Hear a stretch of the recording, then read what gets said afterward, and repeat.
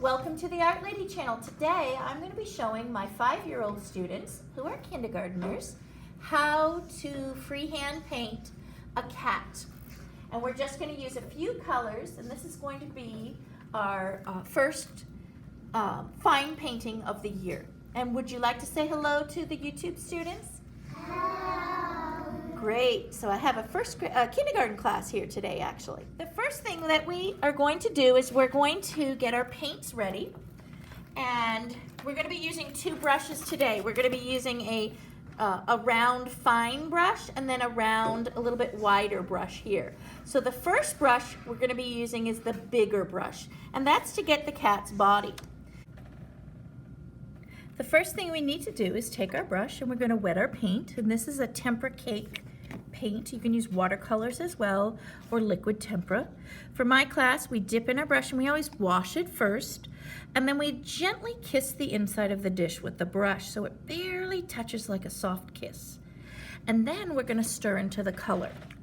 Now with these paints, it's just like a watercolor. The more you stir, the darker the color will be. And I'm gently stirring my brush into the color. I don't want to smash the brush like this and grind it. Look at that. That's going to hurt my brush. It's just with the tip. Let me fix my brush. Just with the tip, gently stirring. You can even pet the paint. Just back and forth like this.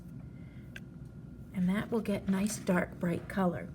Now we're going to find the center and we're going to just put a dot. From the top, bottom, side, side, I put a dot. Now I'm going to draw with my brush, so I hold it just like I would hold a pencil, properly holding it. And I'm going to start at the dot. I'm going to come up and around and back to the dot. I want to make sure, let me pull this down so you can see the top.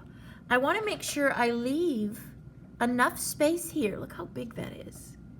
That's almost the size of from my index finger to the knuckle almost.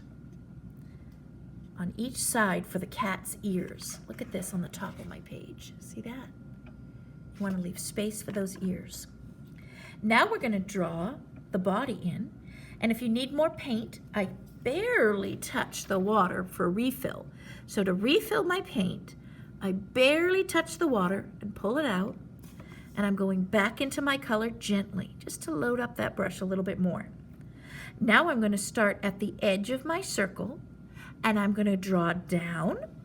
I'm just going to draw with my brush and let the hairs drag behind, around, and back up to the body.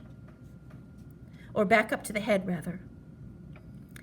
Now I'm going to load back up, and I'm going to paint this in.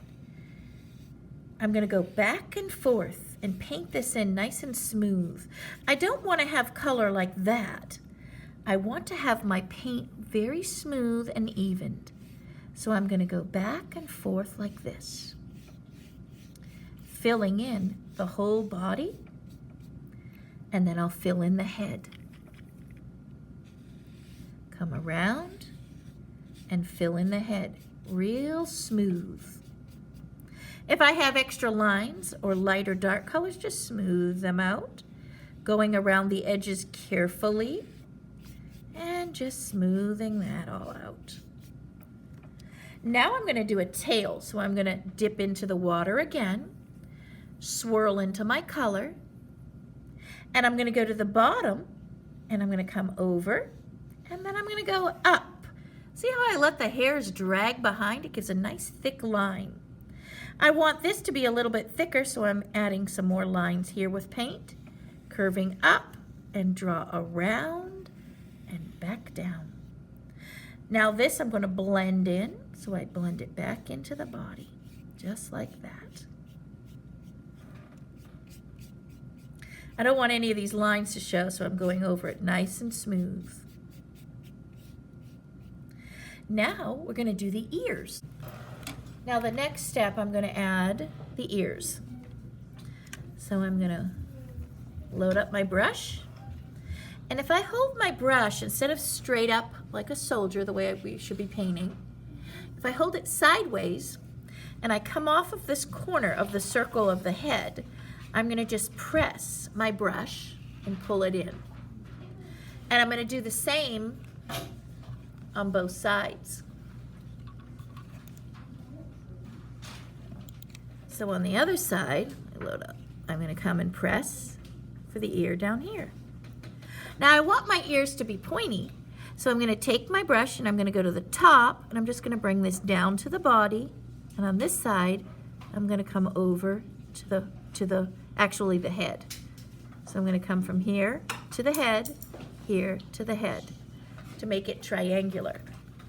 And I'm going to do the same on this side. I'm just going to come down, across to the head, and down. And then I'm going to just blend this in here to the head, like so. I'm going to make this one a little bit bigger to match that side. So now I have the cat's body parts. I'm going to wash my brush, and I'm going to go into the green. And I want to stir real good into that green because I want nice dark green.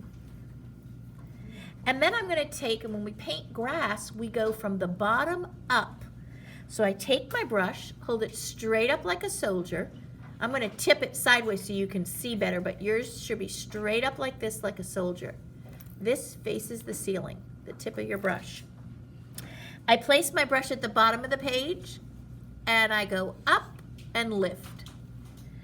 And I'm going to do some going straight, some going to the left, some going to the right. And I'm going to just kind of do this very quickly, bottom up, bottom up. Very quick brush strokes. Whoops. I'm going to go back into my water a little bit, swirl into the green. You want your brush loaded with color. And I'm going to have some tall grass overlapping, that means on top of the cat. And then I'm going to have some short and tall, crisscross grass. So holding the brush, I'm going to get some real tall ones here, and then some short ones at the bottom. If you have different values of green, that's great too, dark green and light green. You could even put some yellow in here in the grass. Once you fill up your bottom page with grass, now I don't want to cover my cat. Notice it's just a little bit on top of the cat. You don't want this all to be grass. Then I'm going to go into a flower color. You can pick your favorite flower color. Here I'm just going to use some orange. I'm going to clean this orange up a little bit because I want really nice clean orange. So to clean that, I'm just taking some fresh water here, adding it to my orange paint. So now I have some nice clean orange. And I'm going to go ahead now and just do some dots. Just press the brush and pull up. Press the brush, pull up. Dots in my grass, and this will represent the flowers. When you paint flowers that are far away, you don't see all the individual petals of the flower. You just kind of see a color blob. And so I'm doing groupings of them, and a few up in here, and maybe a few over here. And then I get smaller as they get farther up, taller. Just little dots up in here. And that just represents a flower. When they're closer to you, they're going to be a little bit bigger. So now we have our cat in the grass. Now we're going to do some detail work on the cat. Now you can go into a really dark color. I had my students use right here a dark teal, and it worked fine for that. And this is the teal color here. Or even a dark purple. But if you have a cat that's fairly dark, you could even go into the black, okay? But I start out with the teal first. So I'm gonna find the darkest color in my paints that's not black. And I'm gonna go in and I'm gonna load up my brush. And for this, I'm using the skinniest brush I have, the smallest brush on our table. So my kids in this room today have a thicker brush with more hair and then a fine line brush here. This is a small round brush, and that's the one we want to use for detail. So we're going to use the fine brush now, And we're gonna start, load up. Now make sure this isn't real watery, because if your brush is too watery, when you do the face, you could end up with puddles. So you can even test it up at the top here and see, or on another piece of scrap paper. Now what I'm gonna do is I'm just gonna simply find the very middle of the circle of the cat's face, and I'm gonna put my brush right in the middle and press. That's gonna be the spot for the little nose. Now I'm gonna barely go into the water, swirl into the color. Above this dot for the nose, I'm gonna put a dot on each side, and that's for the eyes. That's where my kids in my classroom are gonna we're gonna actually stick an eye sticker right here. And those eye stickers, I purchased through art catalogs online, and you can find them. They come, I believe they're like $10 or $9 a roll. You can draw your own eyes if you want to after the painting dries, even with a Sharpie or another marker, or you can try and do them in paint if you'd like. Now the next thing we're going to do is we're going to paint some whiskers coming out, some really skinny lines. So I hold my brush, my finger, look, it's right near the metal, and I'm going to put my brush right near the edge, barely touch the edge, the brush, barely touch it and pull out. So let me bring this closer for you. The brush barely touches the paper, and I'm going to pull out. You don't want to smash the hair. Let me show you up here. You don't want to smash the brush down like that. You'll end up with big fat lines. So you can practice this first. Real skinny lines. So I'm going to do 3 of those.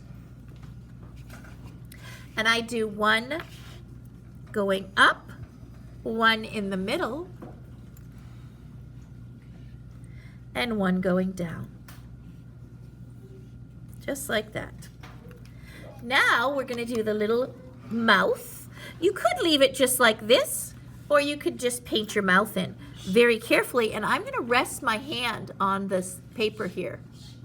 Very carefully, I take the tip and I'm going to go down and up.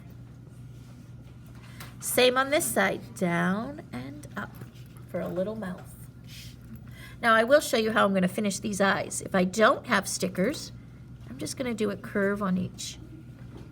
A curve on the top, just like that. You don't have those eye stickers. And there you have your cat. Now, you can use your imagination and of course add pattern to your cat if you'd like.